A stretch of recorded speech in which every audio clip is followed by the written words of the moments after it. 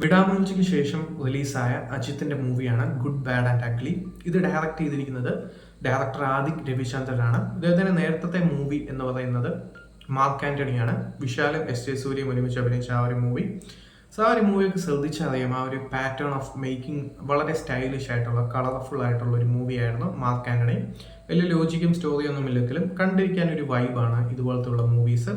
So ആ ഒരു pattern തന്നെയാണ് ഇവിടെയും ആദിക് രവിചന്ദ്രൻ ഫോളോ ചെയ്തിരിക്കുന്നത്. ഇപ്പോൾ മാർക്ക് ആന്റണി ശ്രദ്ധിച്ചാൽ തന്നെ അറിയാം, അതിൽ അജിത് കുമാറിന്റെ ഒരു റെഫറൻസ് ഒക്കെ വരുന്നുണ്ട്. അത് തന്നെ അത്യാവശ്യം നല്ല രീതിയിലാണ് പ്ലേസ് ചെയ്തിരിക്കുന്നത്. സോ ഈ ഒരു മൂവിയെക്കുറിച്ച് പറയുകയാണെങ്കിൽ ഈ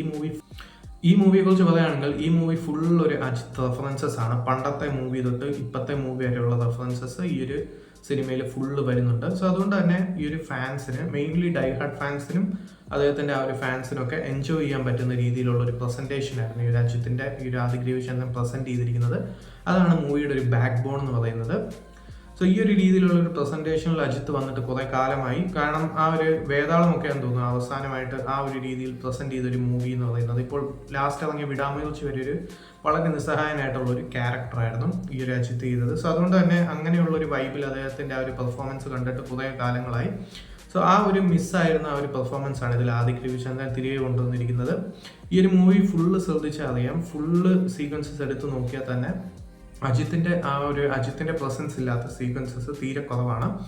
സോ അങ്ങനെയുള്ള ഒരു അജിത് ഡൊമിനേഷൻ അല്ലെങ്കിൽ ഒരു അജിത് ഷോ എന്ന് പറയാവുന്ന ഒരു രീതിയിലുള്ള ഒരു മൂവിയാണ് ഗുഡ് ബാഡ് ആൻഡ് അഗ്ലി. അതുകൊണ്ട് തന്നെ വലിയ സ്റ്റോറിയോ ലോജിക്കോ അല്ലെങ്കിൽ വളരെ ഭയങ്കര ഹെവി ആയിട്ടുള്ള സംഭവങ്ങളൊന്നും ഈ ഒരു മൂവിയിലില്ല.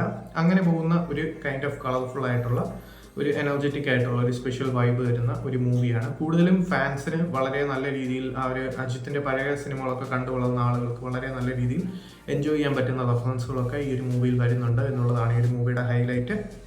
അതായത് ഈ മൂവിയെക്കുറിച്ച് കൂടുതലായിട്ട് പറയുകയാണെങ്കിൽ ഈ മൂവിയുടെ മ്യൂസിക്കും പ്രൊഡക്ഷൻ ക്വാളിറ്റിയാണ് ഈ മൂവിയുടെ ഒരു നല്ലൊരു വേറൊരു ഭാഗമായിട്ട് തോന്നിയത്.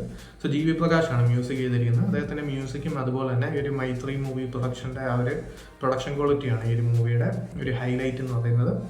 സോ പിന്നെ പറയുകയാണെങ്കിൽ ഈ ഒരു മൂവിയിൽ കാര്യമായ ഒന്നും ഓഫർ ചെയ്യുന്നില്ല. അതായത് ഈ പറഞ്ഞ സംഭവങ്ങളൊന്നും അല്ലാതെ ബാക്കി കാര്യമായ സംഭവങ്ങളൊന്നും ഓഫർ ചെയ്യുന്നില്ല.